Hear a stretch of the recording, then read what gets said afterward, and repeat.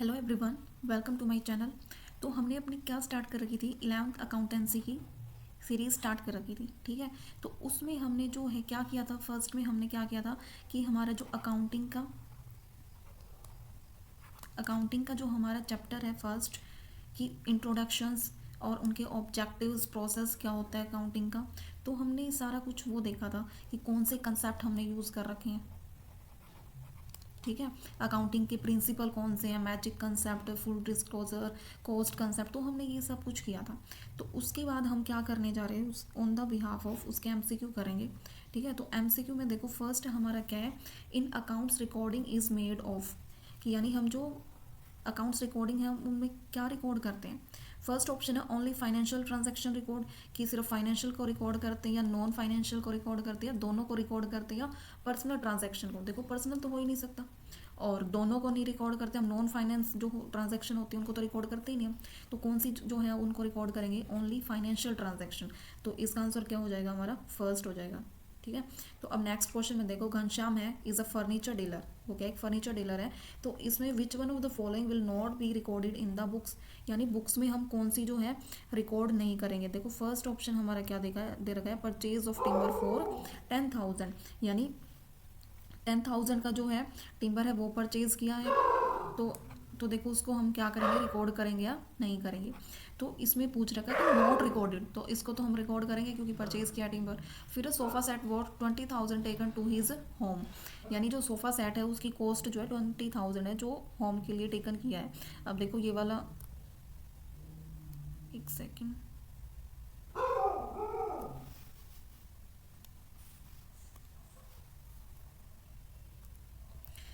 तो और थर्ड हमारा क्या है, sale of household furniture. तो sale of household furniture कितना है, 2,000 दे रखा है। तो देखो हम क्या जो है वो रिकॉर्ड हम नहीं करेंगे। डाइनिंग टेबल 15,000 है, given to the friend as a gift. ठीक है, तो इसमें जो है sale of household furniture है वो जो है 2,000 का, वो हम क्या करेंगे, रिकॉर्ड नहीं करेंगे। ठीक है, तो इसमें क्या पूछ रखा था क्वेश्चन में यही पूछ रखा था कि जो रिकॉर्ड है जिसको हम क्या नहीं करते, रिकॉर्ड नहीं करते। तो हमारा क्या है, घनश्याम क्या है, एक फर्नीचर डीलर है। तो which one of the following will not be the record in his books, तो अपनी बुक्स में जो हाउस होल्ड वाला है वो रिकॉर्ड नहीं करेगा। ठीक है, तो उसके बाद देखो, तो इसका आंसर क्या हो जाएगा हमारा, ऑप्शन नंबर सी। फिर which of the following transaction is not of financial character, जो फाइनेंशियल करेक्टर का नहीं है, यानी परचेज किया ये भी फाइनेंस यूज़ होगा, purchase of asset for cash इसमें भी यूज़ होगा, विड्रॉ कर रहे हैं मनी इसमें भी फाइनेंस है, बट स्ट्राइक बाय एम्प्लॉय इसमें क्या है, फाइनेंस यूज़ नहीं हो रहा है। तो इसका ऑप्शन क्या हो जाएगा, डी। फिर last step of accounting process is, जो अकाउंटिंग का प्रोसेस हमने कल किया था, तो उसका जो लास्ट स्टेप है वो क्या होगा। तो देखो फर्स्ट क्या है, प्रोवाइड इन्फॉर्मेशन, क्या है, provide information to various parties, ये होगा या नहीं होगा। इसमें लास्ट प्रोसेस का लास्ट स्टेप पूछ रखा है, जो प्रोसेस है उसका लास्ट स्टेप पूछ रखा है। तो फर्स्ट तो प्रोवाइड इन्फॉर्मेशन है। ठीक है, फिर क्या है, record transaction, make summary, classify. देखो क्लासीफाई तो लास्ट हो ही नहीं सकता क्योंकि ये तो बीच में आता है। रिकॉर्ड ट्रांजैक्शन तो स्टार्टिंग में ही होता है, टू मेक समरी ये भी होता है। तो इन्फॉर्मेशन लास्ट में, कम्युनिकेशन इन्फॉर्मेशन वाला जो पॉइंट है वही लास्ट प्रोसेस का लास्ट स्टेप है। तो इसका आंसर क्या हो जाएगा, फर्स्ट। फिर देखो नेक्स्ट हमारा internal users of accounting information, यानी इंटरनल यूजर्स जो हैं हमारे कौन से हैं इसमें से। देखो फर्स्ट क्या है, पोटेंशियल इन्वेस्टर, इन्वेस्टर हमारे क्या एक्सटर्नल है। फिर क्या है, क्रेडिटर हमारे वो भी क्या है, एक्सटर्नल है। फिर है मैनेजमेंट और एम्प्लॉय, एम्प्लॉय वो भी हमारे क्या है, एक्सटर्नल है। तो इसमें जो है मैनेजमेंट और एम्प्लॉय में थोड़ा कन्फ्यूजन क्रिएट होगा, बट इसमें जो है मैनेजमेंट जो है इंटरनल ही होती है, हम कैसे अपने बिजनेस को मैनेज कर रहे हैं, तो ये क्या है हमारा इंटरनल। फिर आ जाता है external users of accounting information, external कौन से होंगे, रिसर्चर, गवर्नमेंट, इन्वेस्टर, यानी इसमें तो सभी होगी क्योंकि गवर्नमेंट जो है वो भी क्या है हमारी एक्सटर्नल है, पोटेंशियल इन्वेस्टर वो भी क्या एक्सटर्नल है, रिसर्चर जो है वो भी क्या एक्सटर्नल है। तो इसका आंसर क्या हो जाएगा, ऑल ऑफ द अबव। फिर है external users of accounting information are not, जो एक्सटर्नल यूजर्स है इनमें कौन सा इंक्लूड नहीं होगा, officers, public, employ and lenders, यानी इसका क्या हो जाएगा।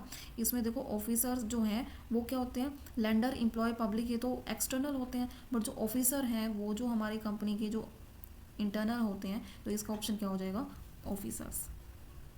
फिर देखो नेक्स्ट क्वेश्चन क्या दे रखा है, विच of the following is not a limitation of accounting, जो अकाउंटिंग की कौन सी जो है इसमें पॉइंट लिमिटेशन नहीं है।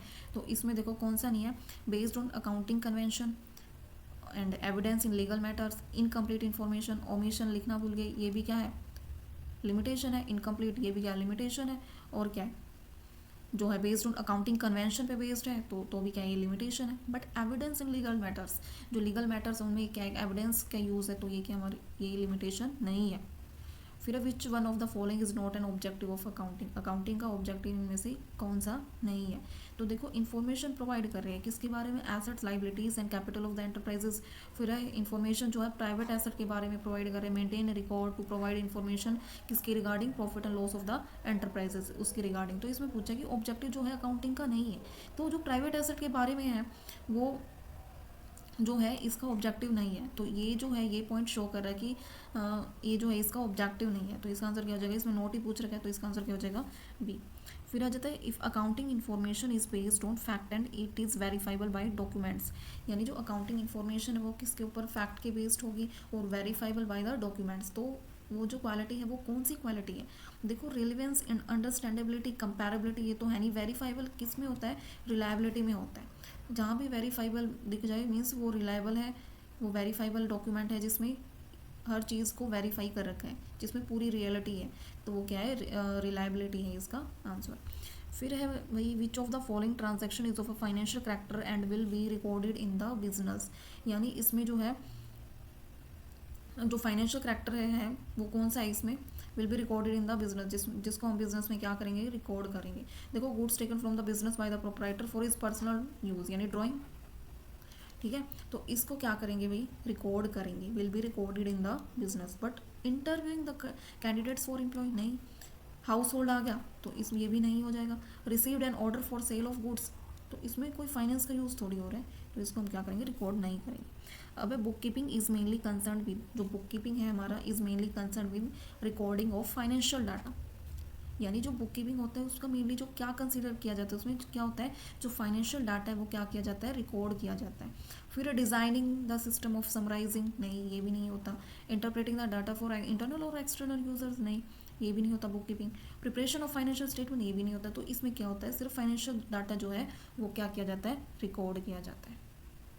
फिर है अकाउंटिंग की कौन सी सब फील्ड नहीं है, देखो cost accounting, management accounting, financial accounting ये सभी सब फील्ड है किसकी अकाउंटिंग की, बट जो बुक कीपिंग है वो अकाउंटिंग की सब फील्ड नहीं है। तो इसका आंसर क्या हो जाएगा बी।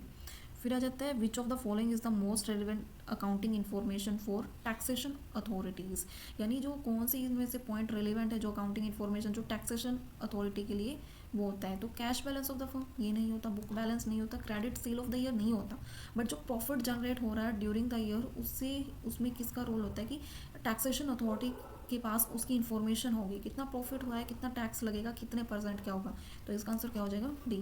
फिर which of the following limitation of accounting states that accounts may be manipulated to conceal vital facts, जिसमें वाइटल फैक्ट्स कौन से होंगे, कौन सी लिमिटेशन होगी इसमें, देखो नॉट फुली एग्जैक्ट ये तो है नहीं क्योंकि इसमें कंसील द वाइटल फैक्ट्स बोल रखा है। तो इसका आंसर क्या हो जाएगा ignore price level, ignore qualitative, ये सब नहीं है। तो इसका आंसर क्या हो जाएगा अकाउंटिंग में लीड टू विंडो ड्रेसिंग, जिसमें क्या होता है कि जो अकाउंटिंग स्टेट जो अकाउंट्स होते हैं वो मैनिपुलेट किए जाते हैं टू कंसील किसके लिए वाइटल फैक्ट्स के लिए।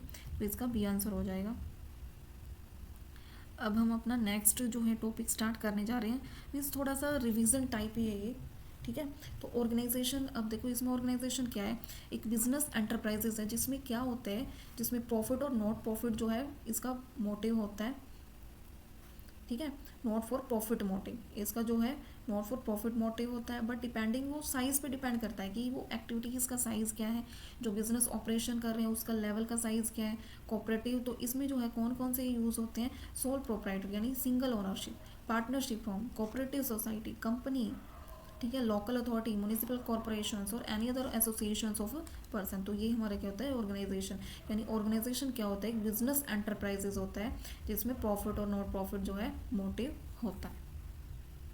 अब देखो मेन क्या है इसमें, ऊपर हमने क्वेश्चंस जो है 2-3 MCQ पूछे गए थे कि इंटरनल यूज़र्स में हम कौन से इंक्लूड करेंगे एंड एक्सटर्नल यूज़र में हम कौन से इंक्लूड करेंगे। देखो इसमें जो है मेन जो है 2 जो है सब कैटेगरी में डिवाइड हो रखे हैं, एक क्या है इंटरनल यूज़र्स, दूसरा क्या है एक्सटर्नल यूज़र।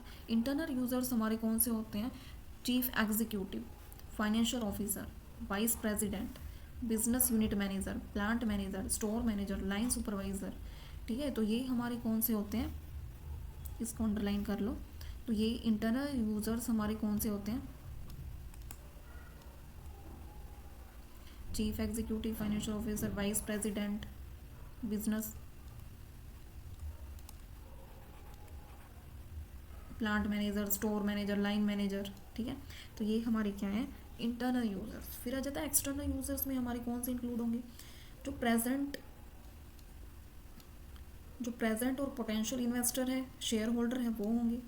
क्रेडिटर हमारे वो होंगे, bank and other financial institution के डिबेंचर होल्डर है वो होंगे। और क्या होंगे? जो अदर लैंडर्स वगैरह हैं वो होंगे।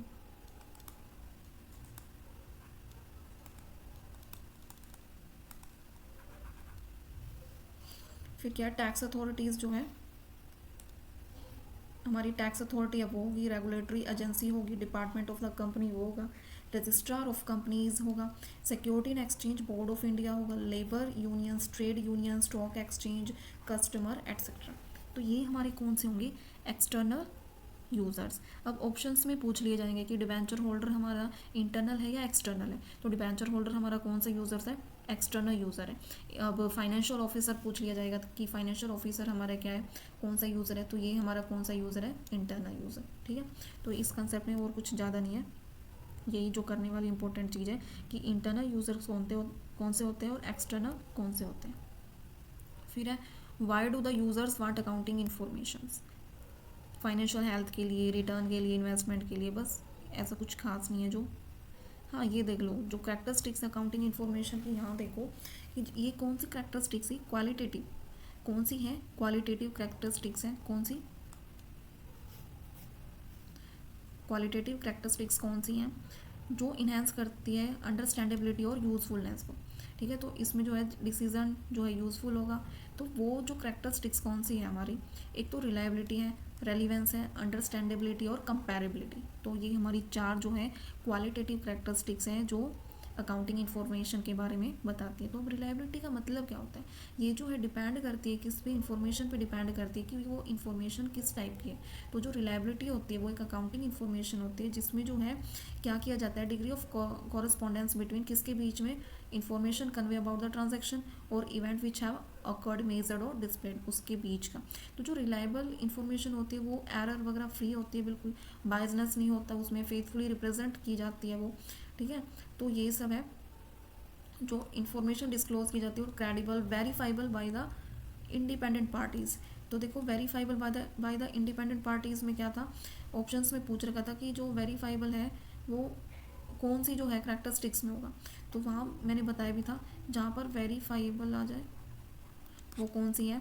रिलायबिलिटी। कौन सी करेक्टरिस्टिक्स है? रिलायबिलिटी, ठीक है। फिर आ जाते हैं हमारे नेक्स्ट करेक्टरिस्टिक्स। अब देखो इसमें ब्रांच भी दे रखी है अकाउंटिंग की। ब्रांच क्या दे रखी है अकाउंटिंग की कि अकाउंटिंग की कौन सी ब्रांच होती है?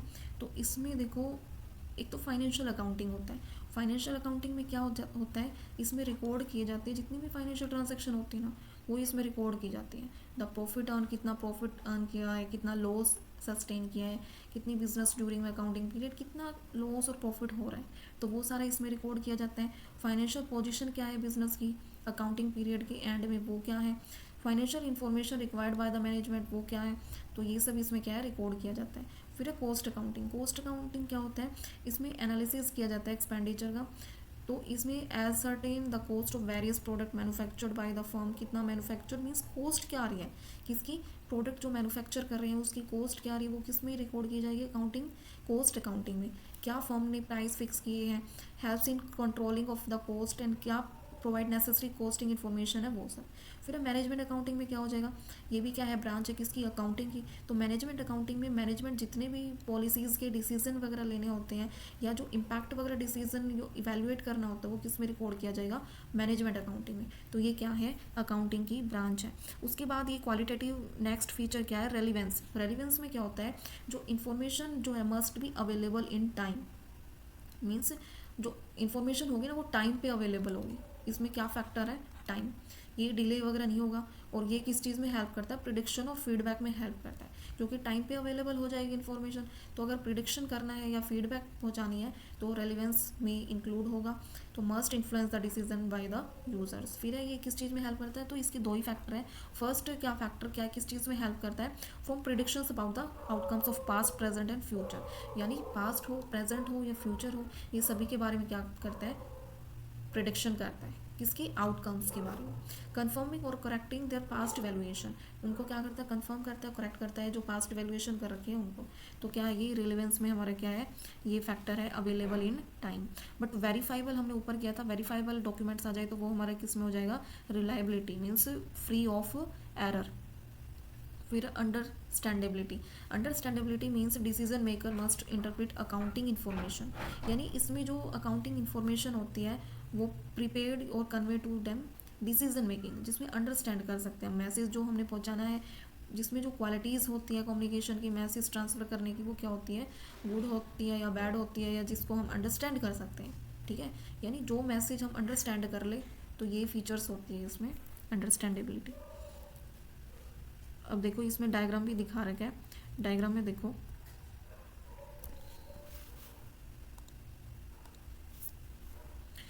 क्वालिटेटिव कैरेक्टरिस्टिक्स ये दे रखी है, डिसीजन मेकर्स में हेल्प करती है। यूजर्स होते हैं अकाउंटिंग इन्फॉर्मेशन के, कौन कौन से यूजर्स होते हैं, कौन कौन से यूजर्स किए थे हमने, टू टाइप्स के यूजर्स किए थे, इंटरनल और एक्सटर्नल, ये दोनों किए थे। इंटरनल में हमने हमारे कौन से आगे थे, जो ऑफिसर्स आगे थे हमारे। एक्सटर्नल में जितने भी इन्वेस्टर हैं, लेंडर, गवर्नमेंट, ठीक है, मैनेजर, तो ये सारे किस में इंक्लूड हो जाएंगे, एक्सटर्नल और इंटरनल में हमारे कौन से हैं, मैनेजमेंट हो गया। मैनेजमेंट भी हमारा जो ऑप्शंस में क्या आया था, एमसीक्यू हमने ऊपर किया था कि जो मैनेजमेंट है वो हमारा कौन सा है, वो इंटरनल में इंक्लूड होगा, बट जो ऑफिसर्स हैं वो भी इंटरनल में इंक्लूड होगा। ठीक है, बट एम्प्लॉय है वो हमारा किस में इंक्लूड होगा, एक्सटर्नल में। ठीक है, फिर डिसीजन यूजफुलनेस कैसे होगा, रिलेवेंस और रिलायबिलिटी। तो रिलायबिलिटी में मैंने क्या बताया था कि मेन वेरीफाइबिलिटी होता है वो किस में होता है, रिलायबिलिटी में होता है। और क्या होता है, फेथफुलनेस, फेथफुलनेस रिलायबल। अब रेलिवेंस में क्या होता है, अकॉर्डिंग टू टाइम पे, मीन्स टाइम पे अवेलेबल होता है, टाइम पे अवेलेबल होता है। इसकी प्रिडिक्शन कर सकते हैं, प्रिडिक्शन कर सकते हैं फ्यूचर्स की, पास्ट की एंड प्रेजेंट की, उनकी आउटकम्स की। ठीक है, तो ये होता है। तो इसमें देखो नीचे डायग्राम में भी बता रखे हैं, डेडिकेटिव वैल्यू, फीडबैक, टाइमलीनेस, इनकी ये आ जाए, इनमें से आ जाए ना, डेडिकेटिव, फीडबैक एंड टाइमलीनेस, ये आ जाए तो ये हमारा किस में है, रेलिवेंस। तो ये किस में आ जाएगा, रेलिवेंस। रिलायबिलिटी में क्या क्या हो जाएगा, न्यूट्रलिटी, फेथफुलनेस, वेरीफाइबल। अगर ये वर्ड दिख जाए ना कि फेथफुलनेस, वेरीफाइबिलिटी, न्यूट्रलिटी, ये किस में होंगे, ये कौन सी करेक्टरिस्टिक्स में होगा, रिलायबिलिटी में। बट रेलिवेंस में अकॉर्डिंग टू टाइम पे अवेलेबल है या नहीं है, प्रिडिक्शंस कर सकते हैं या नहीं है, तो अगर वो होगा तो वो किस में होगा, रेलिवेंस में होगा। ठीक है, और है फिर क्या है, कंपैरेबिलिटी। कंपैरेबिलिटी में जिसमें कंपेयर किया जाएगा, ये लास्ट जो है करेक्टरिस्टिक्स है, ये सफिशिएंट नहीं होती किसके लिए, फाइनेंशियल इन्फॉर्मेशन के लिए। ठीक है, तो ये सफिशिएंट नहीं होती किसके लिए, फाइनेंशियल इन्फॉर्मेशन के लिए।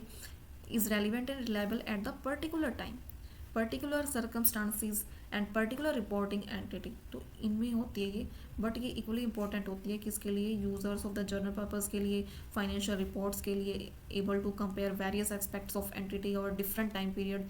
ठीक है, तो ये उसमें इंक्लूड होती है, ये लास्ट करेक्टरिस्टिक्स है कंपैरेबिलिटी। अब एसेट्स हमारी क्या होती है, देखो नॉन करंट एसेट और करंट एसेट। ठीक है, तो नॉन करंट एसेट और करंट एसेट हमारी कौन सी होती है, करंट एसेट हमारी वो होती है जो less than 1 year, less than 1 year वो होगा करंट। और नॉन करंट क्या होगा, जो मोर देन 1 ईयर। ठीक है, ये होगा। अब इसमें जो है नॉन करंट एसेट में हमारी कौन कौन सी इंक्लूड होंगी, देखो क्वेश्चंस में हम कैसे कर रहे हैं, जो अकॉर्डिंग टू क्वेश्चंस में कैसे पूछा जाएगा, एमसीक्यू बेस्ड बना के, पूछ लेंगे कि ऑप्शंस में दे देंगे ये सभी कुछ कुछ मिक्सअप करके, और पूछ लेंगे कि नॉन करंट एसेट हमारा कौन सा है। तो नॉन करंट एसेट और करंट एसेट के ये पॉइंट टिप्स पे होने चाहिए कि हमारा कौन सा नॉन करंट एसेट है और कौन सा करंट एसेट है। तो देखो नॉन करंट एसेट हमारा कौन सा है, फिक्स्ड एसेट लंबे पीरियड के लिए होता है, non current investment, deferred tax asset, long term loans and other non current asset, ये हमारे किस में इंक्लूड होंगे, नॉन करंट एसेट में। क्या है, fixed asset, non current investment, deferred tax asset, long term advances या लोन्स लगा लो, और अदर नॉन करंट एसेट, ये होंगे हमारे किसमें, नॉन करंट एसेट। और करंट एसेट में हमारे कौन से इंक्लूड होंगे, करंट इन्वेस्टमेंट, इन्वेंट्रीज। बहुत बार क्या हो जाता है इसमें कन्फ्यूज़न करके बच्चे मिस्टेक कर देते हैं, क्या करते हैं कि जो इन्वेंट्रीज होता है वो किस में लगा देते हैं, वो नॉन करंट एसेट में। बट इन्वेंट्रीज जो होता है वो क्या होता है, हमारा करंट एसेट होता है, trade receivable, cash and cash equivalents, short term loans and advances and other current asset. तो ये हमारे कौन से हैं, करंट एसेट। यानी कन्फ्यूज़न देखो, करंट एसेट में शॉर्ट होगा, नॉन करंट एसेट में लॉन्ग होगा, इसमें अदर करंट एसेट है, इसमें अदर नॉन करंट एसेट, ये पॉइंट्स हो गए। अब यहाँ देखो डेफर्ड टैक्स एसेट है, डेफर्ड टैक्स लाइबिलिटी भी आएगा, वो लाइबिलिटी का पॉइंट आएगा, वो नॉन करंट लाइबिलिटी होगा, ठीक है। और इसमें क्या है, कैश एंड कैश इक्विवेलेंट यानी करंट। फिर इसमें नॉन करंट इन्वेस्टमेंट ही है, तो ये क्या है, नॉन करंट एसेट, ये फिक्स्ड एसेट। अब इन्वेंट्री और करंट इन्वेस्टमेंट ये क्या है, हमारी करंट एसेट। तो हो गया ये डायग्राम। ये बस इसमें यही पता होना चाहिए कि कौन सा हमारा करंट एसेट है, कौन सा हमारा नॉन करंट एसेट है। अब फिक्स्ड एसेट में देखो इसके जो टाइप्स दे रखे, आप फिक्स्ड एसेट पूछ लेंगे, फिक्स्ड एसेट में क्या क्या इंक्लूड है, टेंजिबल एसेट, इंटेंजिबल एसेट, इसमें मशीनरी प्लांट्स वगैरह ये हो जाएंगे। इंटेंजिबल में गुडविल, पेटेंट, कॉपीराइट, ये सब होगा। कैपिटल वर्क इन प्रोग्रेस, जो वर्क इन प्रोग्रेस यानी जो बीच में है। इंटेंजिबल एसेट्स अंडर डेवलपमेंट, यानी जो अंडर डेवलपमेंट है वही। तो ये हमारी क्या है, फिक्स्ड एसेट। तो ये क्या था, क्लासिफिकेशन ऑफ एसेट। अब आ जाता है लाइबिलिटी। देखो लाइबिलिटी क्या है, एक ऑब्लिगेशन है और एक डेप्ट है जो एंटरप्राइजेज क्या है, has to pay at some time in the future, यानी फ्यूचर में वो पे करना होता है, वो हमारी लाइबिलिटी होती है। इसको हम क्रेडिटर्स क्लेम्स में ऑन द फर्म्स एसेट वो भी रिप्रेजेंट करते हैं। तो ये जो बिजनेस है हमारा स्मॉल हो या बिग हो, ठीक है, स्मॉल हो या बिग हो, तो इसमें जो है find it necessary to borrow money at one time और अदर, यानी परचेज किया जाता है एसेट पे, ठीक है। यानी इसमें देखो एग्जांपल दे रखा है, purchase goods 10,000 on credit 25 March 2005, the balance sheet of supervisor prepare करेंगे ये वाली 31 मार्च 2005। तो इसमें जो है जो फास्ट फूड है जो है वो कहाँ शो करेंगे, लाइबिलिटी, बैलेंस शीट की दो साइड होती है, देखो बैलेंस शीट है, ये एसेट साइड होती है, लाइबिलिटी साइड होती है। तो इसमें बोल रखा है, तो इसमें बोल रखा है कि जो फास्ट फूड है वो कहाँ शो करेंगे, क्रेडिटर में शो करेंगे, किसमें, लाइबिलिटी साइड, बैलेंस शीट की लाइबिलिटी साइड में। फिर है और बस यही दे रखा है। अब ये इनकी क्लासीफाई कर दी नॉन करंट एसेट और नॉन करंट एसेट में, जो हमने एसेट का किया था। तो नॉन करंट लाइबिलिटी हमारी कौन सी होती है और करंट लाइबिलिटी हमारी कौन सी होती है, देखो टू टाइप्स की होती है। ऊपर देखो मैंने क्या बताया था, यहाँ पे क्या था, यहाँ पे देखो ऐसे ही लर्न करके चलो, यहाँ पे नॉन करंट एसेट, यहाँ पे करंट एसेट। यहाँ क्या किया था, वहाँ पे long term loans and advances, ठीक है। यहाँ पे क्या किया था, deferred tax liability, but non current asset में क्या था, एसेट। यहाँ पे क्या था, अदर लॉन्ग टर्म लाइबिलिटीज़ है, वहाँ पे क्या था, अदर लॉन्ग टर्म एसेट, ठीक है। इसमें क्या है, लॉन्ग टर्म प्रोविज़न है, ये थोड़ा सा पॉइंट क्या है डिफरेंट है, इसमें क्या है, लॉन्ग टर्म प्रोविज़न है। उसमें क्या था, इन्वेस्टमेंट वाला पॉइंट था, लॉन्ग टर्म इन्वेस्टमेंट। इसमें देखो ये पॉइंट थोड़ा अलग है, करंट बोरोइंग प्रोविज़न, ठीक है। एक तो इसमें क्या है, नॉन करंट लाइबिलिटी में प्रोविज़न और बोरोइंग, ये दोनों पॉइंट है। तो नॉन करंट में क्या आ जाएगा, long term provision, and current में क्या आ जाएगा, शॉर्ट टर्म प्रोविज़न। इसमें क्या आ जाएगा, लॉन्ग टर्म बोरिंग, इसमें क्या आ जाएगा, शॉर्ट टर्म बोरिंग। इसमें ट्रेड पेबल है, करंट एसेट में क्या था, ट्रेड रिसीवेबल। इसमें other current liabilities, current asset में क्या था, अदर करंट एसेट, ये था, ठीक है। बस यही शॉर्ट ट्रिक है, थोड़ा सा माइंड में फिट करने की, फिर इसमें डिस्टिंग्विश कर रखा है करंट एसेट, ऐसा कुछ नहीं है इसमें। जो करंट, यही बता रखा है कि जो करंट एसेट लाइबिलिटीज़ है वो ऑपरेटिंग साइकिल में इन्वॉल्व होती है, जो है विद इन क्या होती है 12 मंथ्स होती है जो करंट होती है, primary for trading your cash and cash equivalent. अब कैपिटल क्या होता है? Capital invested by the owner in the firm is known as capital. It may be brought in the form of cash and asset of the owner, ये सब होते हैं। ठीक है, वैसे ही जो बैलेंस शीट होती है, बैलेंस शीट की ये हमारी क्या है, एसेट, एसेट साइड होगी, ये लाइबिलिटी साइड होगी। तो जो कैपिटल होती है ना, कैपिटल जो होती है, हम ए हुआ, ये दो पार्टनर हैं, कैपिटल जो है हम यहाँ शो करते हैं, तो कहाँ शो करते हैं? बैलेंस शीट की लाइबिलिटी साइड में शो करते हैं। ठीक है, अब जहाँ से क्वेश्चन पूछा जाता है, ये मैंने डिफरेंस उठाया है, जहाँ से क्वेश्चन पूछा जाता है कि कैपिटल रिसिप्ट क्या होता है और नॉन रिवेन्यू रिसिप्ट क्या होता है। तो कैपिटल रिसिप्ट क्या होता है? Are that amount which is receipt from non operational activities. जो नॉन ऑपरेशनल एक्टिविटीज़ होती हैं ना, उनसे जो अमाउंट रिसीव होता है ना, वो कैपिटल रिसिप्ट होता है। फॉर एग्जांपल जैसे बैंक लोन होगा, डिबेंचर होगा, ये क्या लॉन्ग टर्म के लिए होता है। रिवेन्यू रिसिप्ट वो अमाउंट होता है जो रिसीव और अर्न किया जाता है फ्रॉम ऑपरेशनल एक्टिविटीज़, यानी day to day activities, day to day activities में जो रिसीव और अर्न किया जाता है, यानी सेल है, सेल आज भी हो रही है, कल भी हो रही है, तो क्या है वो, क्या हमारा रिवेन्यू रिसिप्ट। बट जो लॉन्ग टर्म के लिए होते हैं, डिबेंचर लोन होते हैं, 6 ईयर के लिए लोन लिया हमने, डिबेंचर क्रेडिट कितने के लिए जो है बोरोइंग की है हमने डिबेंचर, तो ये क्या होते हैं लॉन्ग टर्म के लिए होते हैं, ये हमारे क्या होता है कैपिटल रिसिप्ट। अब ईयर्स ऑफ बेनिफिट इसमें क्या होता है? Current year as well as future year also, ये होता है, बट इसमें ओनली करंट ईयर, ये है मेजर डिफरेंस। इसमें ये जो रिपे किया जाता है कैपिटल में, repay after fixed maturity but has not to repay, इसमें क्या होता है नॉट टू रिपे होता है। इसको हम पोस्ट करते हैं, will be posted in the balance sheet, balance sheet liability side और asset side, but it will be posted on trading and profit and loss account. किसको? जो रिवेन्यू रिसिप्ट होते हैं, एक्सपेंसेस होते हैं, स्मॉल सेल होती है, परचेज होते हैं, तो उनको कहाँ दिखाएंगे? Trading and profit and loss account में। Purchase debit side and sale हमारा क्रेडिट साइड। फिर ये receipt will be capitalised and these receipt will not be capitalised. ये क्या है? नॉन रिकरिंग नेचर होता है। ठीक है, ये डे टू डे नहीं होता, बट ये रेगुलर होता है। ठीक है, बस यही मेजर डिफरेंस है इसमें। और क्या है? ये वर्किंग कैपेसिटी को इम्प्रूव करता है बिजनेस की ग्रोथ के लिए। ये रनिंग जो एक्सपेंसेस हो रहे हैं, बिजनेस बंद होने वाला है उसके लिए स्मॉल एक्सपेंसेस होते हैं, ये not match with capital expenditure से मैच नहीं होता ये। और ये match, these are match with the revenue receipt to know the profit and loss of the year.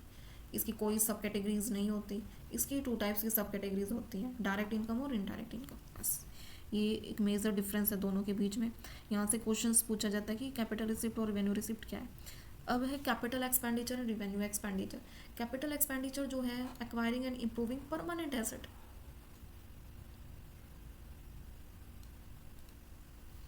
यानी क्या होता है ये परमानेंट एसेट पे जो होता है, not meant for resale, may added to value of an existing asset.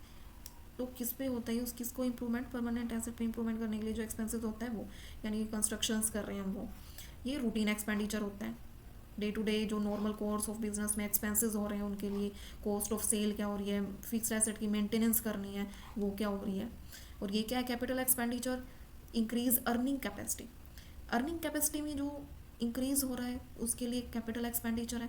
But revenue expenditure ये क्या करता है? मेंटेन करता है। ये क्या? नॉन रिकरिंग होता है, ये रेगुलर नेचर का होता है। ये बेनिफिट जो है सेवरल ईयर्स के लिए इसका बेनिफिट रहता है, बट ये कंज्यूम हो जाता है with in an accounting year, और बेनिफिट ओनली 1 ईयर। इसका जो बेनिफिट होता है सिर्फ क्या होता है 1 ईयर के लिए होता है, और ये बैलेंस शीट में शो होता है, ये trading profit and loss account में शो होता है। फिर आ जाता है डेफर्ड रिवेन्यू एक्सपेंडिचर। देखो यहाँ से भी क्वेश्चंस बहुत बार पूछा जाता है कि जो डेफर्ड रिवेन्यू एक्सपेंडिचर वो कौन सा एक्सपेंसेस होते हैं। देखो वो ये ऐसा एक्सपेंसेस होता है, ये इसका जो नेचर होता है ना वो रिवेन्यू नेचर होता है, रिवेन्यू नेचर का होता है। बट इसका जो बेनिफिट होता है ना वो लंबे टाइम के लिए, यानी एक बार एक्सपेंसेस कर दिया बहुत सारा 5 करोड़, बट इसका जो बेनिफिट होता है ना वो बहुत सालों तक होता है, numbers of years, numbers of years, बहुत सालों तक इसका जो है बेनिफिट होता है। ठीक है, देखो इसमें एग्जांपल भी दे रखा है कि the benefit of such expenditure last between 3 to 7 years। ठीक है, तो whole of such expenditure is not debit to profit and loss account of the current year. इसको क्या है कि इसको हम डेबिट नहीं करते, profit and loss account of the current year में डेबिट नहीं करते, किसको, डेफर्ड रिवेन्यू एक्सपेंडिचर को। बट क्या करते हैं, separate over the years for which benefit to likely to last, वही है। तो कौन सा जो पार्ट है वो प्रॉफिट एंड लॉस अकाउंट में शो करते हैं। Thus only a part of such expenditure is taken to profit and loss account every year and the right unwritten off portion of is allowed to stand and asset side of balance sheet. तो क्या है यहाँ से important क्या है कि वो part सिर्फ एक्सपेंडिचर का सिर्फ वो पार्ट प्रॉफिट एंड लॉस में हर साल रिकॉर्ड करेंगे, और जो अनरिटन ऑफ पोर्शन है वो अलाउड होगा किसमें, एसेट साइड, बैलेंस शीट की एसेट साइड में। ठीक है, बैलेंस शीट की एसेट साइड में डेफर्ड रिवेन्यू एक्सपेंडिचर। ठीक है,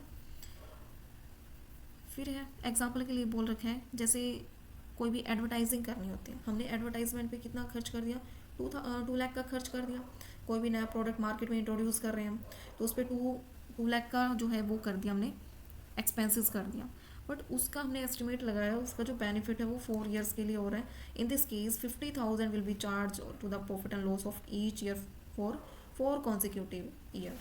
ठीक है, तो क्या करेंगे इसमें, जो 50,000 है वो डेबिट करेंगे प्रॉफिट एंड लॉस अकाउंट में हर साल, और जो बैलेंस शीट की एसेट साइड में शो करेंगे, the amount shown asset side will be 1,50,000 in the first year and 1 in the second year and 50 in the third year, ऐसे show करेंगे।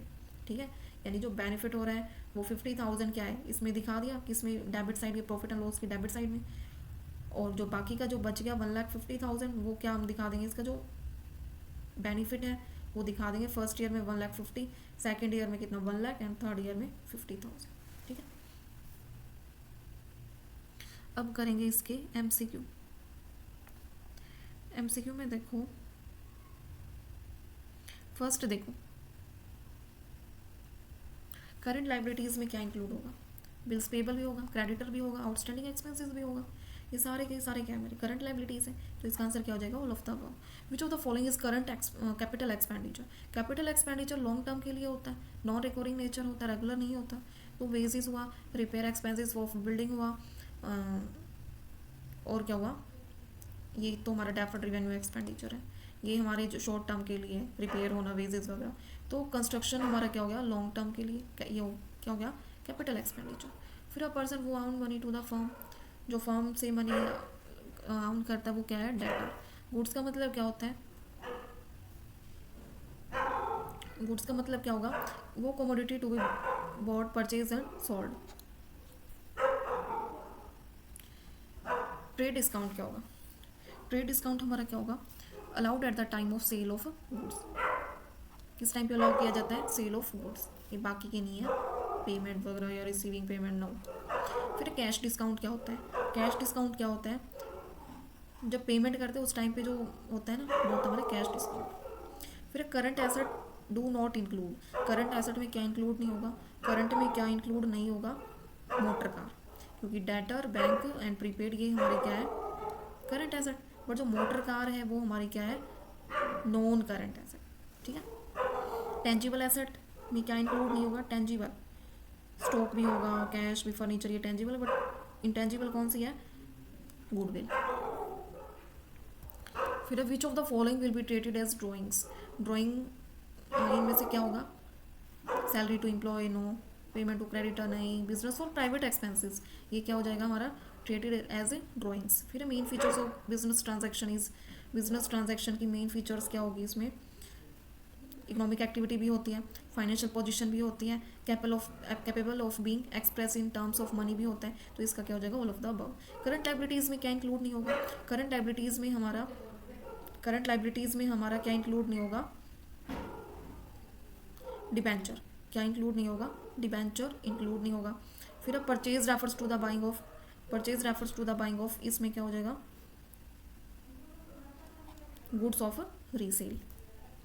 Terms of sale is used only for the sale of goods and assets, इसमें क्या हो जाएगा, goods and asset हो जाएगा, only for the sale of goods and never use for sale of, किसको नहीं, एसेट को। फिर नॉट एंड इंटेंजिबल, ट्रेडमार्क भी टेंजिबल, गुडविल पेटेंट की क्या इंटेंजिबल है, बट जो इन्वेस्टमेंट है वो क्या है, टेंजिबल।